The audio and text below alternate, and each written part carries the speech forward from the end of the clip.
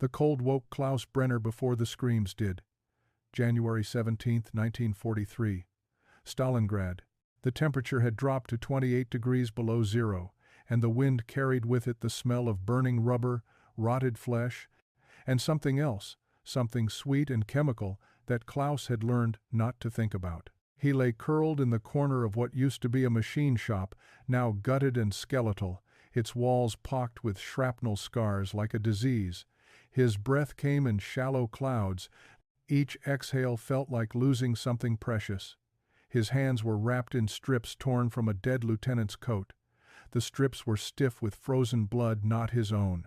Klaus flexed his fingers inside the makeshift gloves and felt the familiar ache of frostbite creeping deeper into the joints. He'd stopped feeling his toes 3 days ago. That was a mercy, he supposed.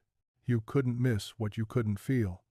Somewhere beyond the ruins, artillery rumbled. The sound was constant now, a low grinding thunder that never quite stopped, like the earth itself was digesting the city. Klaus didn't flinch. None of them did anymore. You saved your fear for the silence, that's when the Russians came. He sat up slowly, every muscle protesting. His medical bag lay beside him, nearly empty. 2 morphine syrettes, a half roll of gauze so dirty it might do more harm than good, 3 sulfa packets, a scalpel with a chipped blade. That was all that remained of the fully stocked kit he'd carried into the city 4 months ago. 4 months. It felt like 4 years. Brenner. The voice came from the darkness near the collapsed doorway. Klaus turned. Corporal Erich Vogel was awake, sitting against the wall with his rifle across his lap. His face was gray, hollow-cheeked, eyes sunken so deep they looked like holes punched into parchment. He'd been a baker before the war, used to talk about his daughter's birthday cakes. He hadn't mentioned her in weeks. "Yeah," Klaus said. "Did you hear them last night?" "Hear what?" "The wounded, out past the wire." Klaus had heard them. Everyone had. German soldiers called for help from the frozen rubble between the lines, their voices growing weaker as the night stretched on, until finally there was only the wind. You learned not to go out for them. The Russians used the wounded as bait. Klaus had seen it happen twice. Good men, brave men, stepping into the snow to drag a comrade back, and then the snap of rifle fire, the body jerking, falling. One more voice was added to the chorus. "I heard them," Klaus said quietly. Vogel nodded. He didn't say anything else. There was nothing else to say. Klaus stood, joints cracking like dry wood, and moved toward the doorway. Dawn was breaking over Stalingrad, if you could call it that. The sky was the color of old bones, gray and lifeless, and the ruins stretched out in every direction like broken teeth. Smoke rose in thin columns from a dozen fires. Somewhere close, a man was coughing wet, rattling coughs that meant pneumonia or worse. Klaus counted 6 soldiers huddled in the shell of the building across the street. Yesterday there were 9. Before we continue, if you want to hear more stories like this from the forgotten corners of World War II, hit that subscribe button. These voices deserve to be remembered. He turned back into the shop. Captain Werner was awake now, sitting on an overturned crate, studying a map that was 3 weeks out of date. Werner was 34 but looked 50. His eyes were the worst part. They had a glassy, distant quality, as if he were looking at something no one else could see. "Brenner," Werner said without looking up. "We're moving to the aid station." Klaus blinked. "Sir?" "Orders from division. We're consolidating what's left of the medical units. You're to report to the Univermag building in 0900 hours. The Univermag. The department store, in the center of the pocket, where Paulus and his staff were holed up, pretending there was still an army to command. Klaus felt something cold settle in his stomach. "That's 2 kilometers through open ground," he said carefully. "I'm aware. The Soviets have that whole sector zeroed in." Werner finally looked up. His expression was flat, empty. "You have your orders, medic." Klaus wanted to argue. I wanted to scream.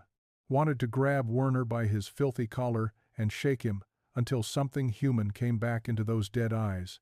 But he didn't. You didn't argue anymore. You just did what you were told, and hoped you'd live long enough to do it again tomorrow. Yes, sir, Klaus said. He gathered his medical bag, checked the meager contents one more time, and slung it over his shoulder. Vogel was watching him from the doorway. You're really going? Vogel asked. Orders! Orders! Vogel laughed, a sound like breaking glass. They're still giving orders. Klaus stepped past him into the frozen street. The wind hit immediately, knifing through his threadbare coat, finding every gap and hole. He pulled his collar up and started walking north, toward the center of the pocket, toward the Univermag, toward whatever waited for him there. He didn't look back. The street had no name anymore. Maybe it never had. Klaus picked his way through the rubble, stepping over twisted metal, shattered brick, the frozen remains of things he didn't look at too closely. Every building was a skeleton. Every window was a wound. He kept to the edges, moving from cover to cover. The Soviets had snipers everywhere, patient men who would wait hours for a single shot. Klaus had treated 3 sniper victims in the last week, one through the throat, one through the eye, one through the chest, just left of the sternum. Only the first had survived long enough to die screaming. A machine gun chattered somewhere to the east. Then silence. Then the crump of a mortar, dull and flat in the frozen air. Klaus pressed himself against a half-collapsed wall and waited. His breath came fast now, steaming in the cold. His heart hammered against his ribs. When the firing stopped, he moved again. The Univermag was still half a kilometer away when he saw the other medic. The man was stumbling through the ruins from the west, one hand pressed against his side, the other clutching a medical bag, just like Klaus's. Blood stained his coat, dark and spreading. He was maybe 25, blond, his face twisted in pain. He saw Klaus and tried to call out, but the words came as a gasp. Klaus ran. He reached the man just as he collapsed against a pile of rubble. Up close, Klaus could see the wound, a piece of shrapnel buried deep in the man's left side, just below the ribs. Blood pulsed around it in slow, steady beats. Not arterial. That was good. Might be survivable. Easy, Klaus said, lowering him to the ground. Let me see. The medic's eyes were wide, glassy with shock. I can't. I was trying to get to, they said. Univermag. I know. I'm going there too. Let me look at this. Klaus opened his bag and pulled out the scalpel. His hands were shaking from cold or fear or exhaustion. He couldn't tell anymore. He tore open the medic's coat and shirt, exposing pale skin marbled with purple veins. The shrapnel was lodged deep. He'd need to cut to get it out, and there was no morphine to spare. What's your name? Klaus asked, trying to keep his voice steady. Paul Richter. Okay, Paul, this is going to hurt. Just do it. Klaus worked fast. The scalpel bit into cold flesh, and Paul's scream echoed through the ruins, high and animal.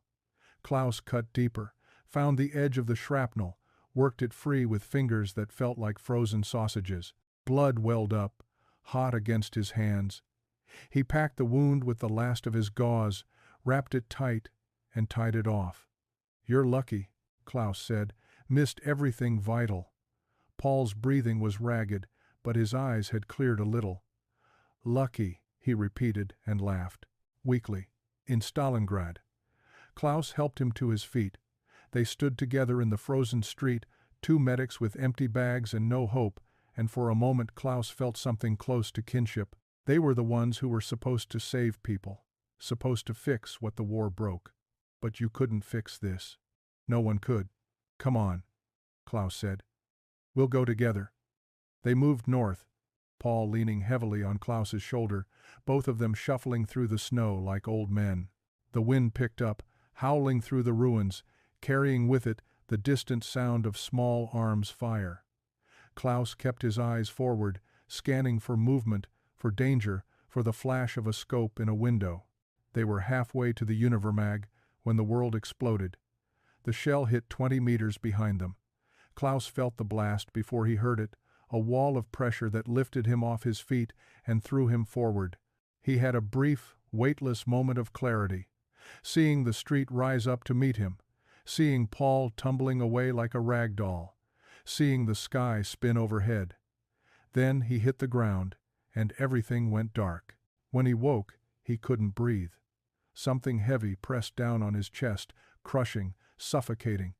His lungs screamed for air but found none. Panic exploded through him, animal and absolute. He tried to move, tried to push, but his arms wouldn't respond. He was trapped, buried alive. The darkness was total. Not the darkness of night or a closed room, the darkness of earth, of weight, of being entombed. Klaus's mind spun, incoherent, fragmenting. He was underground. The shell had collapsed, something a wall, a building, and now he was under it, under tons of brick and rubble and frozen ground. His medical bag dug into his back. His face was pressed against something rough, maybe stone, maybe concrete. He couldn't move, couldn't see, couldn't breathe. He was going to die here. The thought was surprisingly clear, calm almost. He was going to suffocate in the ruins of Stalingrad, and no one would ever find him. His body would freeze solid beneath the rubble, and in spring, if there was a spring, someone might dig him up and wonder who he'd been. Or maybe they wouldn't. Maybe he'd just stay here, another anonymous corpse in a city built from corpses. His lungs burned. His vision, what little there was, began to narrow, darkening at the edges. He could feel his heartbeat in his ears, fast and fluttering, like a bird trapped in a cage. Then, distantly, he heard something, scraping, movement, the sound of rubble shifting. Light broke through the darkness, a thin, gray sliver at first, then wider. Cold air rushed in, and Klaus gasped, sucking in breath so hard it hurt. His chest heaved, his throat was raw. He was coughing, choking, but he was breathing. Hands grabbed him, pulled him. The weight lifted. Klaus tumbled out of the rubble and onto the street, blinking against the pale daylight. Paul stood above him, bloodied and shaking, his face twisted with effort. "You're alive," Paul gasped. I thought you were dead." Klaus couldn't speak. He lay on his back, staring up at the gray sky, feeling the cold seep into his bones, feeling his heart hammer in his chest. Alive. He was alive. "Can you stand?" Paul asked. Klaus nodded weakly. Paul helped him up, and Klaus looked back at where he'd been buried. A section of wall had collapsed, bringing down part of a building's facade. He'd been trapped beneath it for how long? Minutes?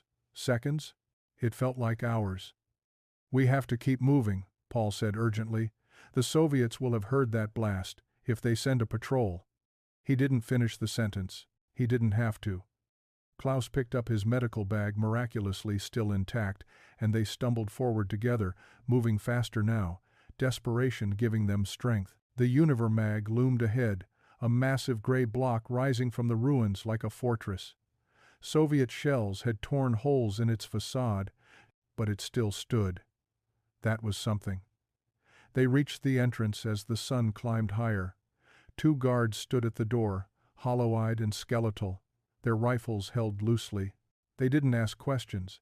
They just stepped aside and let Klaus and Paul through.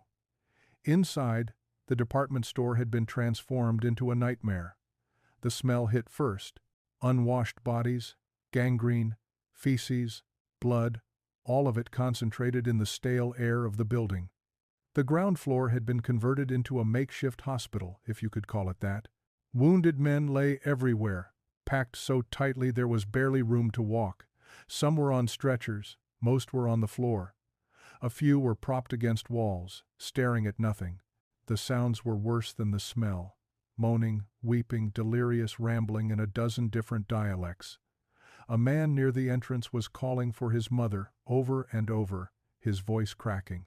Another was screaming that his legs were on fire, though Klaus could see from where he stood that the man had no legs at all. An orderly appeared gaunt, exhausted, his apron stiff with dried blood. "Medics?" he asked flatly. "Yes," Klaus said. "Second floor. Report to Dr. Hartmann." They climbed the stairs, stepping over bodies Klaus couldn't tell if they were sleeping or dead. The second floor was marginally better. though that wasn't saying much. A makeshift surgery had been set up in what used to be the ladies' fashion department. Operating tables, really, just boards laid across crates, were surrounded by men working frantically with instruments that looked like they'd been salvaged from a scrapyard. Dr. Hartman was in his 50s, white-haired, hollow-cheeked, his hands shaking as he sutured a gaping chest wound. He looked up as Klaus and Paul approached. "Names," he said without preamble. "Klaus Brenner. This is Paul Richter.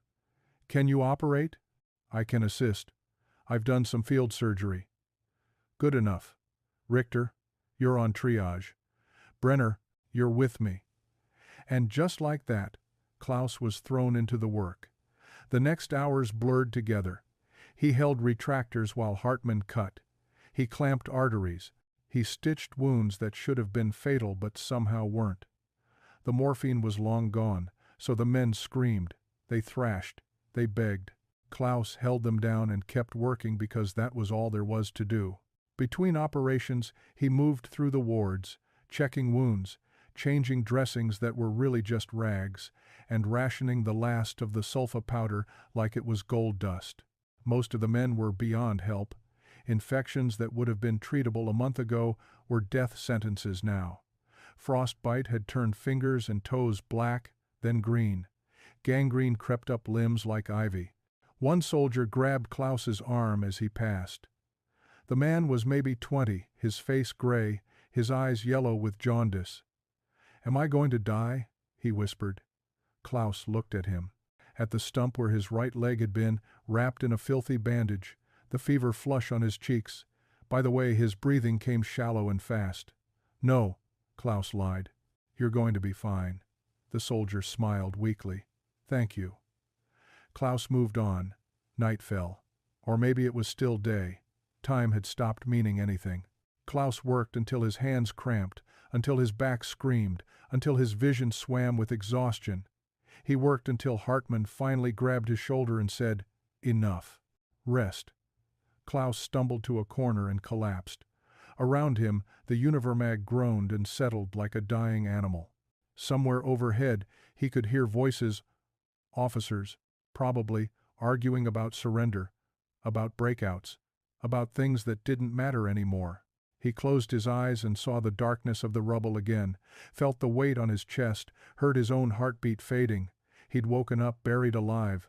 And now, looking around at this place, at these men, he wondered if he'd ever really escaped at all.